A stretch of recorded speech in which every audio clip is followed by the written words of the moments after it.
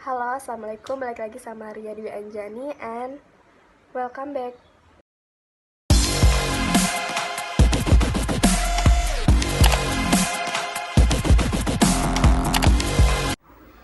Di video ini saya akan membahas prinsip perangkat keras dan lunak input-output. Dasar dalam manajemen perangkat keras input-output adalah bagaimana perangkat keras input-output itu dikelola dan diprogram agar dapat berjalan dengan baik. Manajemen perangkat input-output mempunyai beragam fungsi, antara lain mengirimkan perintah ke perangkat input-output untuk menyediakan layanan akses, menangani kesalahan pada perangkat input-output, menyediakan interface ke pemakai. Dalam perangkat keras input-output terdapat input-output device. Dalam perangkat input-output dapat dibedakan berdasarkan sifat aliran data dan sasaran komunikasi.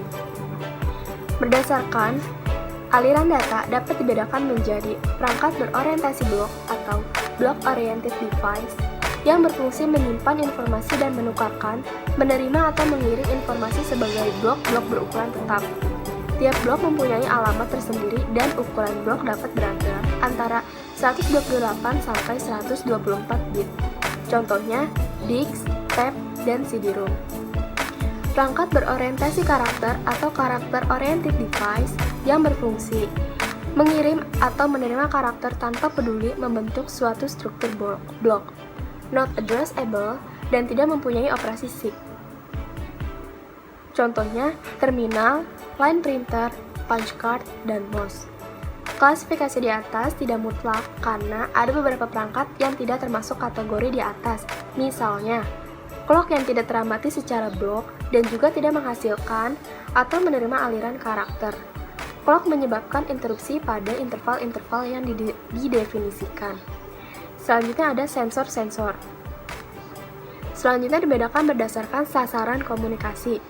Berdasarkan sasaran komunikasi dibedakan menjadi perangkat yang terbaca oleh manusia atau human readable device yang merupakan perangkat yang cocok untuk komunikasi dengan manusia.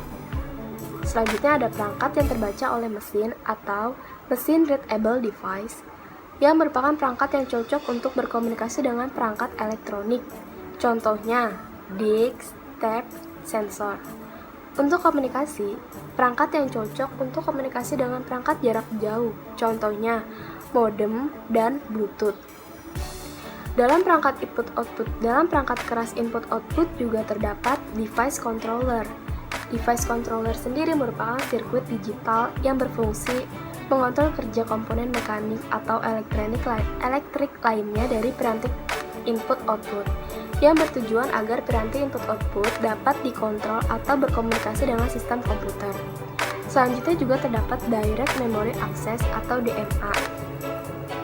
DMA adalah suatu cara pemindahan data atau informasi dari memori ke perangkat input-output atau sebaliknya yang dilakukan secara langsung tanpa campur tangan dari prosesor.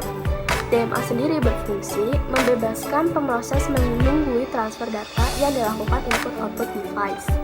Saat pemroses ingin membaca atau menulis data, pemroses memerintahkan DMA controller dengan mengirimkan beberapa informasi, yaitu perintah penulisan atau pembacaan, alamat input-output device, awal lokasi memori yang ditulis atau dibaca, dan jumlah word atau bit yang ditulis atau dibaca.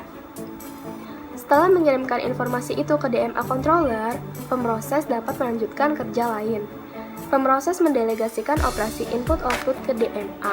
DMA mentransfer seluruh data yang diminta ke atau dari memori secara langsung tanpa melewati pemroses. Ketika transfer data selesai, DMA mengirimkan sinyal interupsi ke pemroses.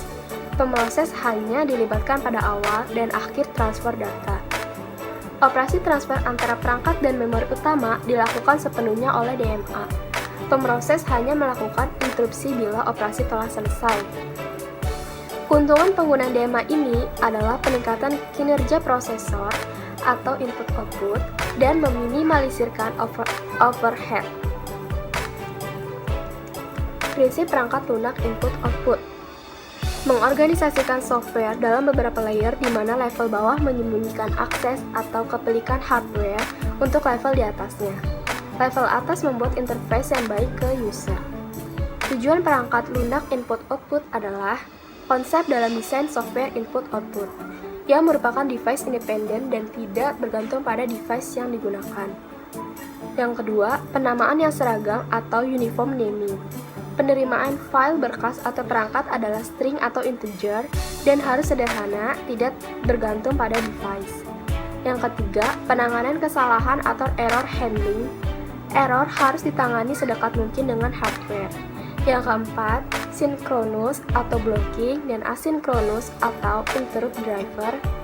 Transfer kebanyakan input-output adalah asinkron.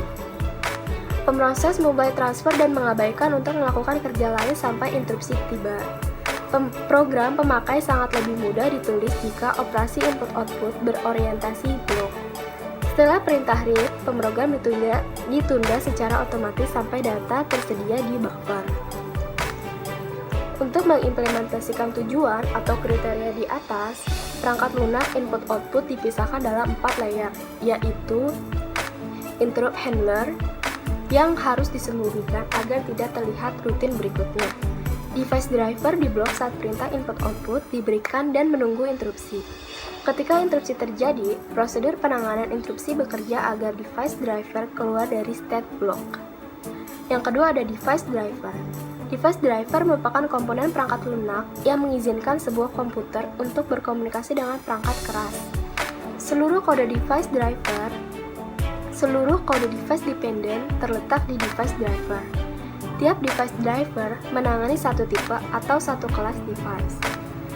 Tugas dari device driver untuk menerima permintaan abstrak dari software device independen di atasnya dan melakukan layanan sesuai permintaan atau mengeksekusinya.